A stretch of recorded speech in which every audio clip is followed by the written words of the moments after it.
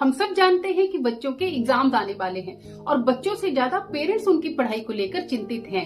Hello everyone, कैसे हैं आप सब। आज मैं जिस विषय पर बातचीत करने वाली हूँ वो मुझे लगता है हर दूसरे पेरेंट्स की समस्या है, क्योंकि मुझे इससे रिलेटेड बहुत से लोग जो हैं वो प्रश्न करते हैं या फिर रेमेडीज पूछते हैं कि उनका जो बच्चा है उसका मन पढ़ाई में नहीं लगता या फिर उसका कंसंट्रेशन नहीं बनता।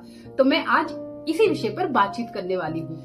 अगर मैं एस्ट्रोलॉजी की बात करूं तो इसके पीछे 3 मुख्य ग्रहों का असर होता है और कुछ भावों का भी प्रभाव होता है। तो आइए जानते हैं ये ग्रह और भाव कौन से हैं। तो सबसे पहला ग्रह है मरकरी यानी कि बुध। बुध हमारी तर्क शक्ति, बुद्धि और ग्रेस्पिंग पावर का स्वामी है। तो जब बच्चे की कुंडली में बुध नीच राशि में बैठा हो, कमजोर हो या शत्रु राशि में बैठा हो या फिर राहु के साथ बैठा हो तो बच्चे का मन पढ़ाई में नहीं लगता, उसे कुछ समझ नहीं आता और उसे जो है वो पढ़ाई बोझ की तरह लगती है, उसका कंसंट्रेशन नहीं बनता है। और दूसरा मुख्य ग्रह है चंद्रमा यानी कि मून। चंद्रमा जो है वो हमारे मन की एकाग्रता और स्थिरता को नियंत्रित करता है। पढ़ाई में ध्यान लगाने के लिए मन का शांत और एकाग्र होना बहुत ज्यादा जरूरी होता है।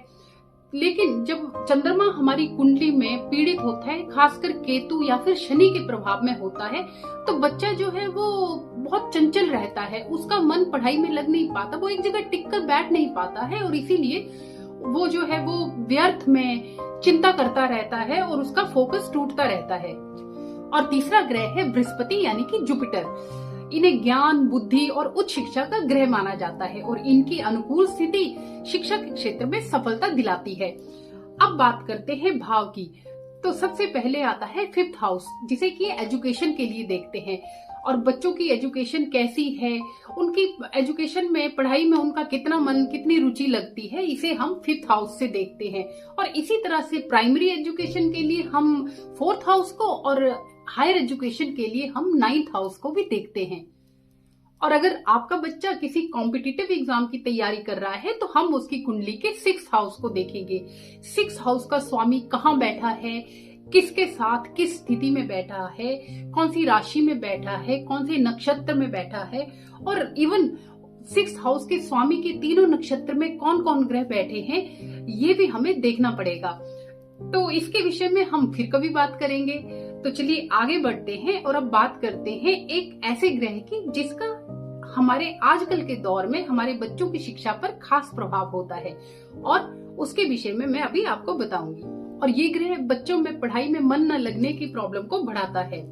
आजकल के दौर में इस ग्रह के प्रभाव के कारण बच्चे का मन गेमिंग, स्मार्टफोन, गैजेट्स और कुछ अलग चीजों की तरफ चला जाता है। और ये ग्रह है राहु। जी हाँ, इसके प्रभाव के कारण बच्चे जो हैं वो अलग चीजों की तरफ ध्यान, उनका मन जो है वो पढ़ाई में नहीं लगता, अलग चीजों की तरफ ध्यान भटक जाता है।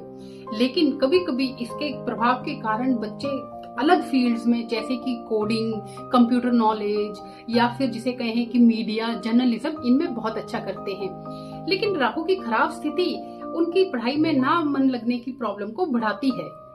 लेकिन एक बात याद रखिए कि हर कुंडली अलग होती है। हो सकता है आपके बच्चे की कुंडली में किसी और ग्रह का प्रभाव हो, तो आपको डरने की जरूरत नहीं है, क्योंकि इन सभी ग्रहों के लिए जो है वो इजी रेमेडीज होती हैं जिनके बहुत ही पॉजिटिव रिजल्ट मिलते हैं। तो अगर आपके बच्चे की शिक्षा में भी आप कोई रुकावट महसूस करते हैं तो आप उसके बर्थ चार्ट या फिर जिसे कहें कि कुंडली को एनालाइज करने के लिए मुझसे संपर्क कर सकते हैं।